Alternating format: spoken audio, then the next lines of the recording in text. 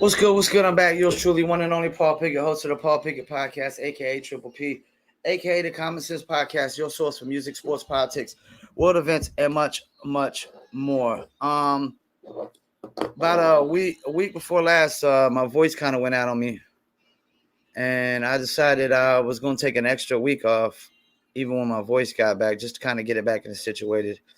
And now that it's good to go, I'm about to go back full steam, podcasting every day.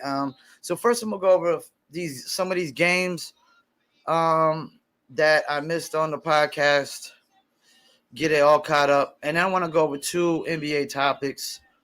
One being something that Chris Broussard said that I was talking with somebody on the phone yesterday about Devin Booker and Kevin Durant, which Chris Broussard basically came out and said the same exact thing that I said. And I want to talk about the MVP race or the MVP award, which has no credibility anymore in the NBA as far as I'm concerned. First, I'm going to go over some of these games. We'll pull up these standings. We go over all the standings right now in the playoffs. Suns and Nuggets are tied 2-2. Warriors are up 3-1 on the Lakers. Heat are up. What are they? Up 3-1 on the Knicks. And the Celtics and Sixers are tied 2-2. So two of the series are tied 2-2. And two of them 3-1. And of course, Lakers won the last two games against the Warriors. I don't want to go over the box scores on these. So we kind of get an understanding of who's doing their job or who's not doing their job. Wiggins gave you 16, 15 for Klay Thompson, 23 from Curry. And that's it. Nobody else did nothing that game. 10 off the bench from Jonathan Kuminga in 9 minutes. I mean, he did more than, two of the starters and most of the bench players. LeBron gave you 21 that game. Anthony Davis gave you 25 with 13 and 21 from D'Angelo Russell. And you got 12 off the bench from Schroeder and 12 from Lonnie Walker and 10 from Austin Reeves. So that was definitely a blowout. 97 to 127. I mean, that's 30 points victory right there. And then Lakers followed up last night with the 104-101. Wiggins gave you 17. Gary Payton, the second, gave you 15. 31 from Steph Curry, 9 from Klay, 10 from Dante DiVincenzo. Klay Thompson, man, I'm sorry, but Klay Thompson is not the same Klay Thompson as before, nor is he going to be the same Klay Thompson ever again.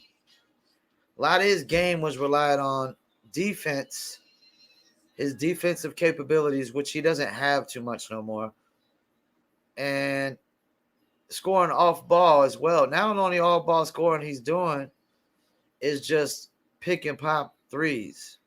Of course, the Lakers last night, you got 27 from LeBron with 6 assists, 9 rebounds, 23, 15 rebounds from Anthony Davis, 21 from Austin Reeves, who was due for a big one. And Dennis Schroeder gave you 10, and 15 from Lonnie Walker. Lonnie Walker gave you 15 in the fourth quarter, pretty much sealed the deal. Lonnie Walker, the fourth. That's the thing. Like, Golden State went even smaller this game with Gary Payton the second. Because last game they started JaMychal Green, who's 6'9". Gary Payton the second is 6'2". 6'2". And they literally put him at small forward. And Wiggins at power forward. So you had a 6'2" small forward who balled out last night. 15. I mean, he played good as hell last night. 7 for 9, 1 for 2 for threes, 2 assists, only 1 turnover, 3 rebounds. But what do Lakers and Darvin Ham do? All right, they want to go even smaller. Who do I got that can just run? Lonnie Walker the fourth. A lot of people are still not counting the Warriors out right now. If the Lakers let the Warriors come back and win this, it'll be a disaster. It'll be the biggest disaster of LeBron's career. As far as I'm concerned, the Warriors are done. Miami won last 2 games versus the Knicks, and let me go over them real quick here. Game before last was 105-86 in favor of the Heat. R.J. Barrett gave you 14. Julius Randle came back, gave you 10. 15 from Josh Hart, and 20 from Jalen Brunson. This just ain't. That's not going to be enough to get you into the Eastern Conference Finals, man. And 12 from Emmanuel Quickly. I mean, you need some 25s and 28s and 30-point games.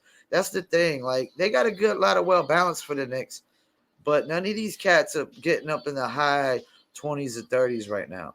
Jimmy Butler gave you 28, 17 from Bam Adebayo with 12 rebounds, 19 from Max Strus, and 14 from Kyle Lowry off the bench as well. And, of course, Miami won last night as well, and they won 109-101.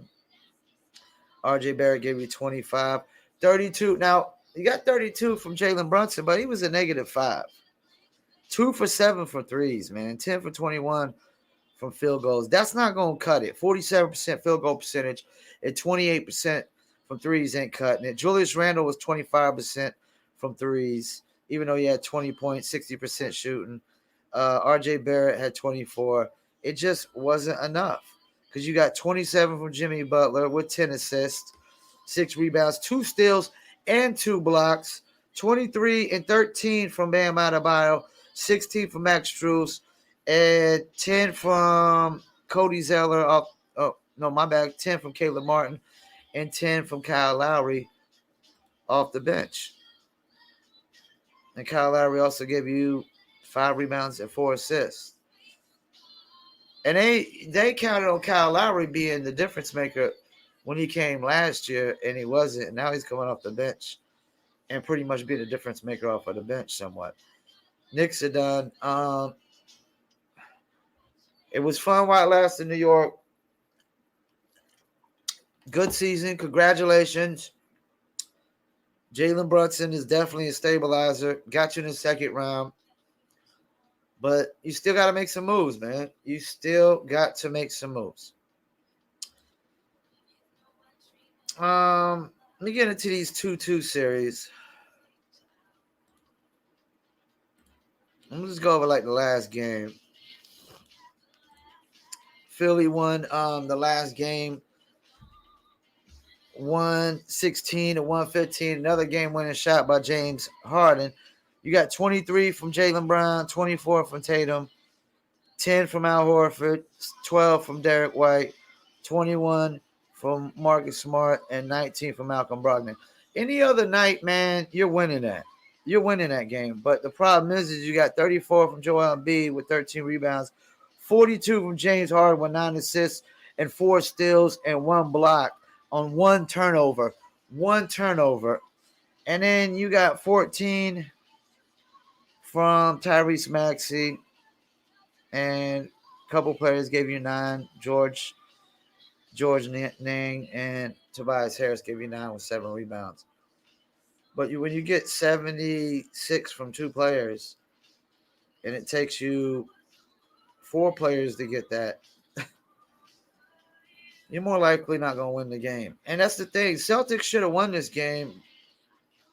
They have a lot more well-balanced. They're deeper, but they blew it. And the Sixers' chances are looking better than ever. Sixers could just get back past the Celtics.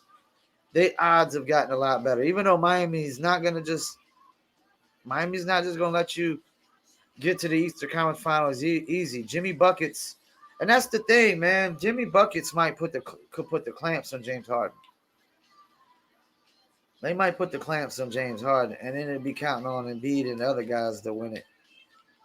I would not be shocked that the Miami Heat is literally in the NBA Finals again.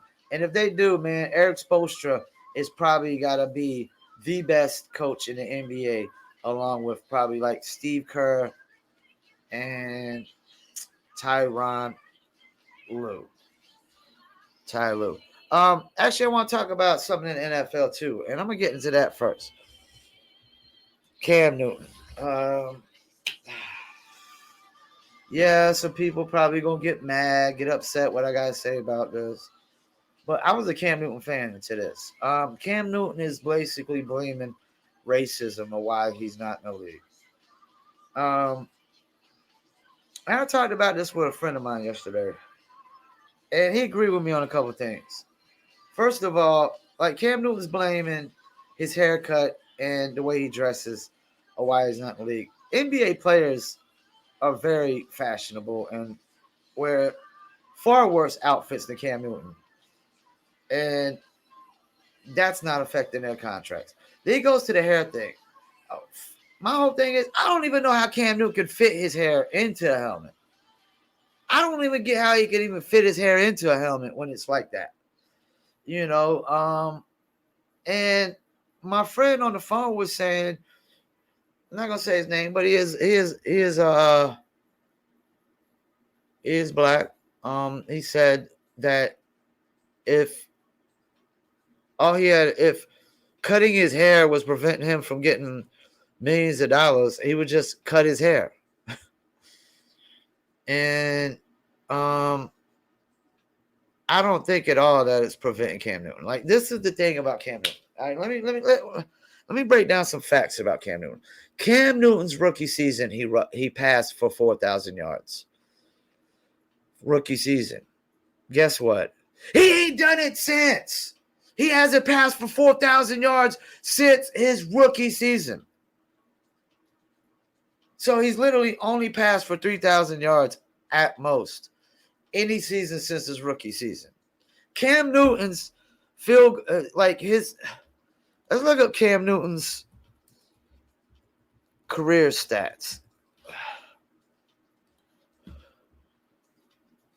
I'm gonna look up his career stats. Cam Newton has a career passer percentage of 59%. That is below average in NFL standards. That's below average. Cam Newton was a predominantly running quarterback.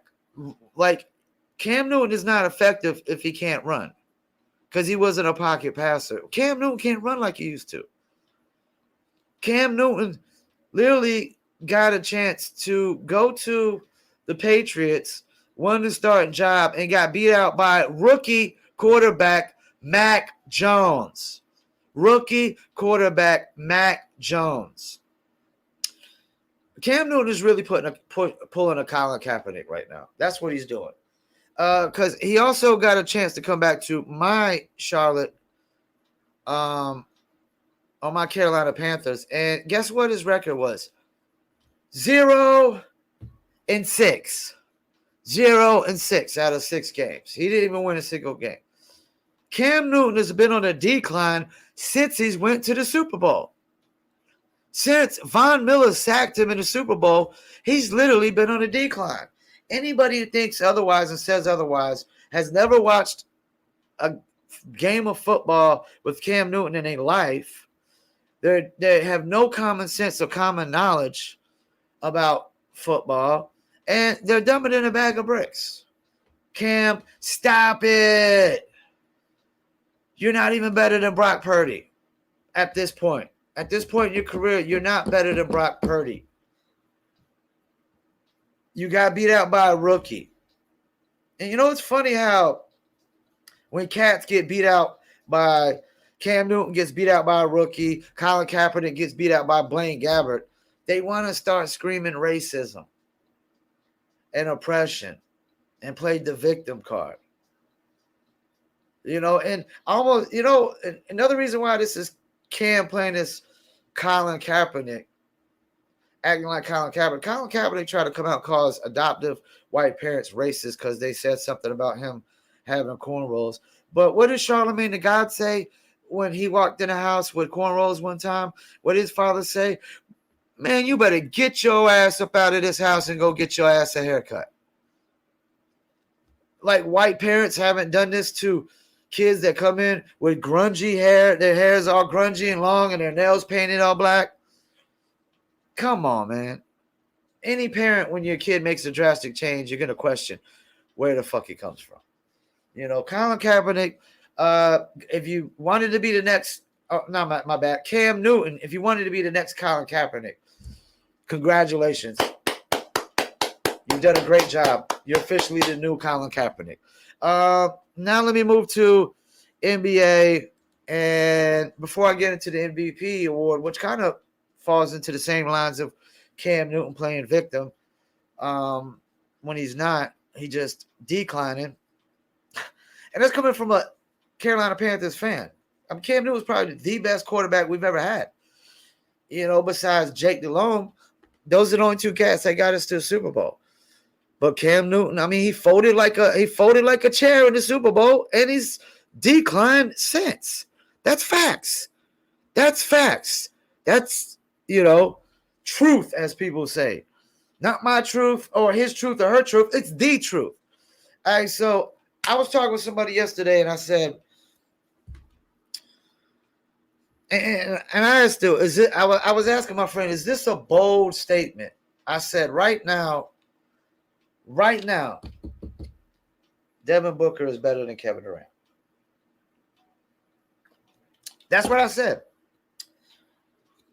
Why did I say that? I said because he's more efficient right now. He's just better. He's just better right now. Now, some people are saying it's because Kevin Durant is there that he's able to do it, but Kevin Durant isn't the reason that Devin Booker's shooting 70%, 75% on field goals. It's Devin Booker. He's taking the shots. He's making them.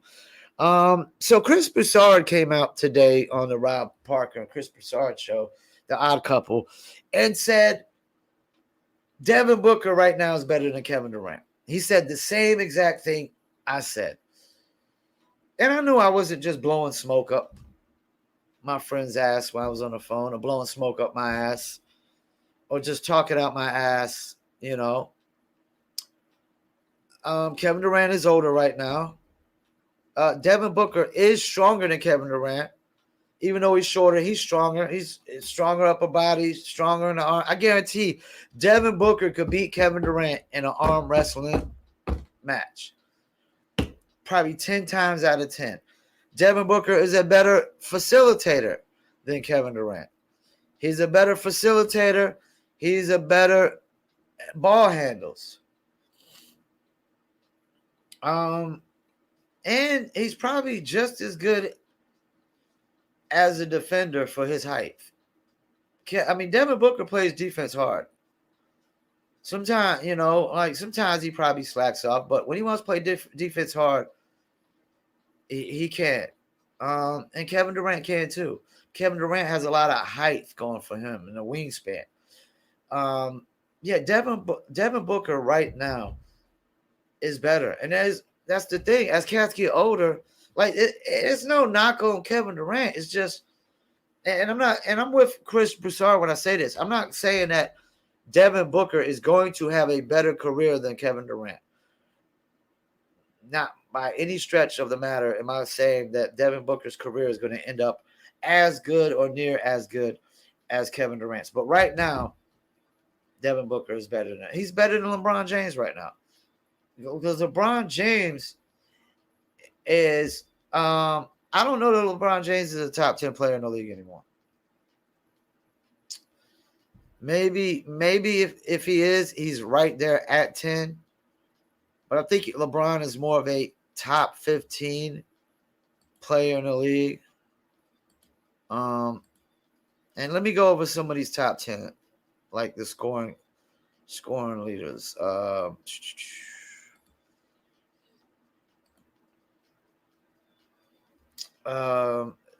Let's see.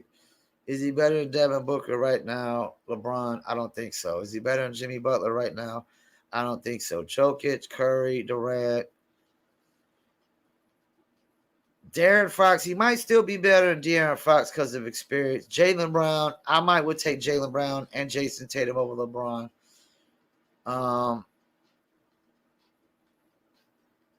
Donovan Mitchell. I'll probably still take LeBron. LeBron's probably right there at 10. I'm taking Giannis over him, Embiid over him. He's probably right at 10. But next year, LeBron could be moving into the top 15 realm and whatnot. But yeah, Devin Booker right now. If it wasn't for Devin Booker, this series would be over. Denver would have swept him right now. You know? And I mean, let's go over the score last game. I mean, like Jokic. Now, this is another thing, man. Like, this is why I gotta go in on my neck when I get into this MVP topic. Jokic gave you 53 points and 11 assists this game, and he had to do it because you only got 11 from Gordon and 11 from Porter Jr., 10 from Contavious Caldwell-Pope, and you got 28 from Jamal Murray. But damn, I mean, you got 36 apiece from Devin Booker and Kevin Durant. Kevin Durant also had 6 assists, 11 rebounds. Devin Booker had 12 assists and 6 rebounds. Pretty much identical stats, except one had 11 rebounds and the other had 12 assists. But they both had 6 rebounds and 6 assists, you know, and they both had 5 turnovers. Exactly the same amount of turnovers. 5. You didn't get much from nobody else but Landry Shamet. Shamet gave you 19 off the bench. So Jokic had a pretty much, and this is the thing, people be like, oh, Jokic, you know, he don't deserve MVP because he wasn't top 10 in scoring. Well, if Jokic was top 10 in scoring last year when he won MVP, and that's the thing, Jokic actually is he's like the LeBron James of centers. He looks to pass first and get his team involved. He's a triple-double machine at center. So let me get into this MVP race. As far as I'm concerned, the MVP award, it has zero credibility going forward now. I don't care what anybody says. And I'm not saying that Embiid didn't deserve MVP.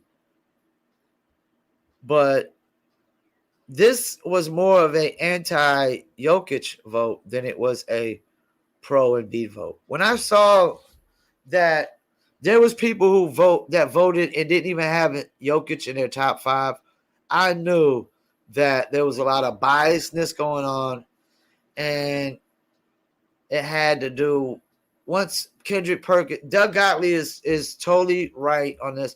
Once Kendrick Perkins made it about race, it became about race, and there was people scared to vote because they were scared to be labeled as racists if they voted for Jokic. And just to give you some context, I picked the same person Shaq picked, which was Giannis.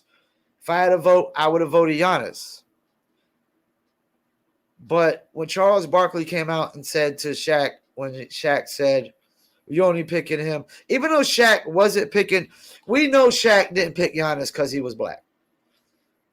But when Charles Barkley said that, we knew that Charles Barkley was calling out Kendrick Perkins and referring to, you know, how stupid Kendrick Perkins' argument was. And JJ Redick was totally right. It's very convenient that the cutoff year that Kendrick Perkins uses is like 1990, and 3 to 4 years before that, Magic Johnson won MVPs and didn't lead the league in scoring. It was not top 10 in scoring, but maybe one time, you know. And would I say Magic Johnson didn't deserve MVP? Hell no. And this is another thing me and my friend were talking about. There's only been 4 white MVPs in my lifetime. I'm 44 years old. There's been 4 white MVPs in my lifetime. And you're going to have the nerve to bring racism into this shit? Get the fuck out of here, man. You talk about some hypocritical Bullshit. First of all, there's only been one white American athlete in my lifetime to win MVP, and that was Larry Bird.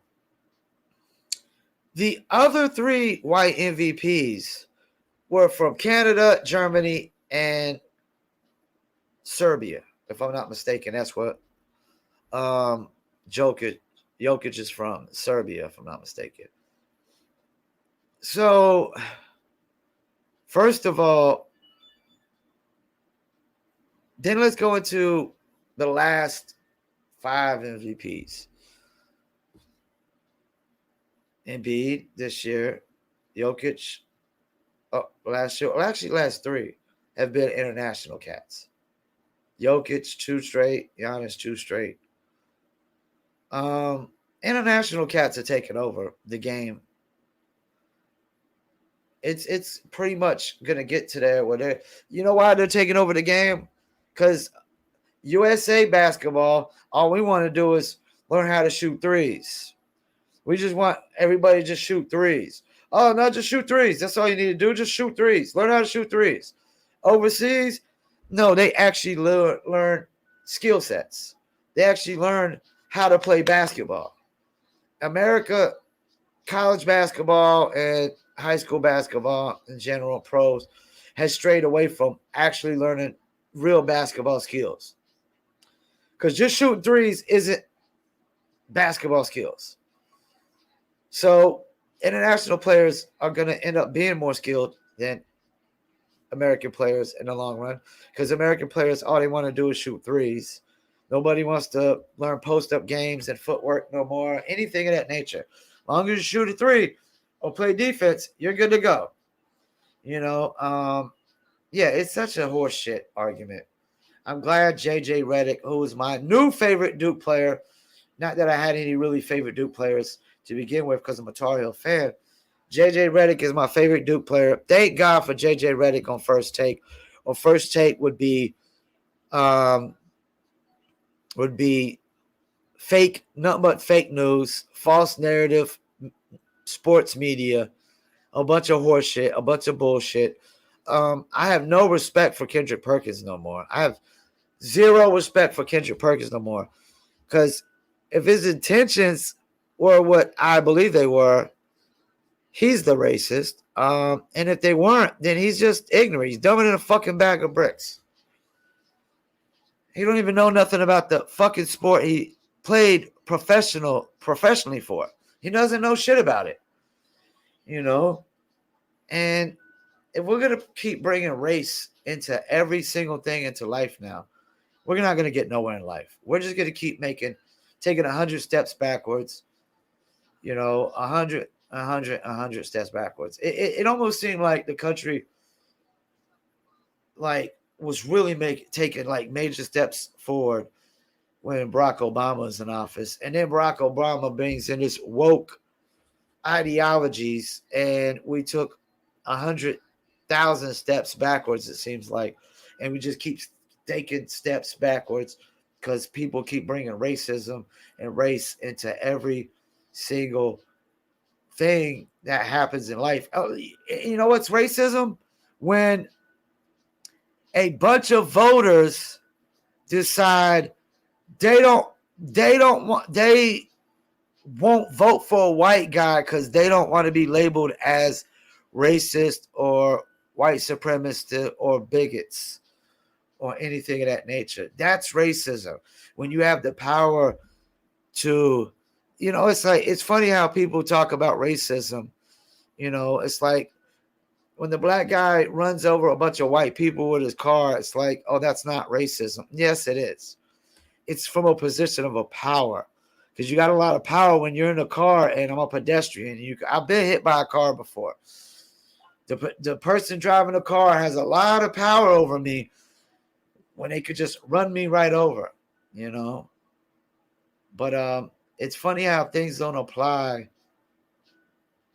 They only apply one way, and that's where the hypocrisies and the double standards come in, because it was clearly racism is why Jokic got as many votes as he did, because he was clearly favored in the top, at least top two. He was clearly favored number one, if not top two. Not to mention, Embiid had James Harden on the team, who is a future Hall of Famer. He's the only MVP candidate this year that has a future Hall of Famer on his team, who just put up 2 40-point games in this series. And this series would be over if it wasn't James Harden. I mean, if it wasn't for James Harden, this series would be over, and Embiid would be at home watching the next series, and once again would not be making it past the second round. And still don't even know if he's going to make it past the second round this year. And I'm not saying Embiid doesn't deserve the vote. What I'm saying is he only got the vote because he was black. Charles Barkley is 1,000% right on this. People, and Doug Gottlieb is right, and Colin Cowherd tried to call it out, but he didn't want to call it out. People only voted against Jokic more than they voted for Embiid. This was a anti-Jokic vote more than it was a pro-Embiid vote. And I thought Giannis should have had the MVP. Just to throw that out there, I would have voted for Giannis. And he got put out first round. Because that's the thing. MVP is a regular season award. And guess what James Harden was in the MVP race? Top 10. How can you be number one in the MVP race when there's another guy on your team that's top 10? You know who didn't have a top 10 MVP candidate on their team? Giannis, who I would have voted for, and Jokic, who probably should have got second. Definitely shouldn't have got third. You know? So, yeah, definitely racism and race was involved in this year's MVP vote. And that is clearly why it has zero credibility. There's never been racism involved in it before. This idea that Steve Young got the vote because he was white over Shaq is horseshit. I literally just told you only 4 white guys have been voted MVP in my lifetime for a sport that was invented by a white guy. You know? And you know my favorite team is North Carolina Tar Heels, whose head coach is the first coach to recruit a African American or Black American to Division I basketball. We set the tone. We started the trend. We set the standards of Black athletes playing Division I college basketball. Dean Smith, who definitely didn't have a racist bone in his body. You know, but yeah, Kendrick Perkins has no credibility as a sports analyst anymore. The MVP race, as far as I'm concerned, has zero credibility going forward. And another thing is, the last 4 MVPs, there's only been one championship, which was Giannis. And the last 4 or 5 MVPs had only one championship, which was Giannis. The 4 or 5 before that had like 15 championships and 27 finals appearances, because they had like LeBron, Steph Curry, Durant, and Kobe. But the last 5, you got Westbrook. And that's another thing. Like, you're actually picking MVPs who are like, don't even have a shot of winning a championship. You're just really going with a narrative, a storyline.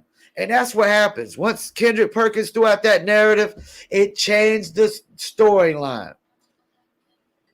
And I'm pretty sure Doug Gottlieb and J.J. Redick and a bunch of other people strongly believe.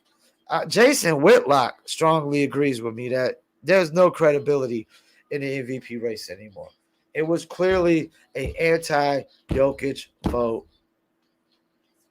People voted because they didn't want to be called racist. That's the thing. Like, I'm not making decisions based on what kind of names and labels people are going to put on me that are not true, that have no valid merit whatsoever. They're not actual reality, not actually truth, straight up horseshit, bullshit, lies. That's the thing. These people were influenced by people calling it. The only way you would be influenced by being scared of somebody calling you a racist publicly, unless you were a racist. Unless you were a racist, somebody calling you a racist should have zero effect on you if it's 0% true. You could call me racist, white supremacist, whatever. It has 0% truth to it. You know? So it wouldn't affect me. It wouldn't affect me. Not as much as, like, even when I don't even get affected by you calling me honky or cracker, or my favorite from Charlemagne the God, mayonnaise mammals. Funniest racial slur I've ever heard. Mayonnaise mammals. I laugh every time I hear that shit. Mayonnaise mammals. It's crazy. Yeah, so screw Kendrick Perkins, fuck him. Screw the MVP voters. They have no credibility as far as I'm concerned. The MVP voting has no more credibility. The award has no more credibility. It is complete horseshit and bullshit now. And you know what's crazy? Just to give y'all some context before I go, I wanted Embiid and the Sixers to come out the East. I wanted them to come out the East. I wanted to see James Harden possibly win a championship. I want to see Embiid possibly win a championship. We even get to the finals and play for one. Now, knowing that the MVP vote was an anti-Jokic vote, because we don't want to vote for the white guy, because we don't want to be called racist by Kendrick Perkins and whoever else out there is going to call him racist and bring up racism, which complete horseshit and bullshit, when predominantly every MVP vote in my lifetime has been a black athlete for the NBA. You know, like probably like 90% of the MVP votes in my MVP awards in my lifetime been won by black athletes. But apparently the MVP voting is racist. You know, so yeah, knowing that, I hope Jokic wins. I want Jokic to win it all. I want Jokic to win it all now. So he can get a championship and tell everybody, take your MVP and shove it up your ass. Take your bullshit MVP, your non-legit, non-credible MVP voting, and shove it up your ass. Because it was clearly race affected the MVP voting for the first time ever. Because all due respect, Phoenix Suns and Steve Nash changed basketball. They changed the game. They brought in this super fast offense that changed the game. This idea that people who changed the game, like Steph Curry, shouldn't win championships. Oh, I mean, MVPs, Shaq. Yeah, and Shaq, you know what? The problem with Shaq is he also had Kobe on his team, offsetting him winning championships as well. He also had one of the top 5 scorers of all time and Kobe Bryant on his team. And probably one of the top, Shaq had one of the top 10 greatest dudes on his team along with himself. Scottie Pippen isn't top 10. Michael Jordan didn't play with a top 10 all-time player. Steve Nash didn't have a top 10 all-time player on his team. You know, you got to take into account, too, Who are you playing with on your team? Kobe offset Shaq and Shaq offset Kobe. That's just facts, man. That's just facts. So, yeah, once again, I want to thank y'all for tuning in. Paul Pickett Podcast, and I'm out.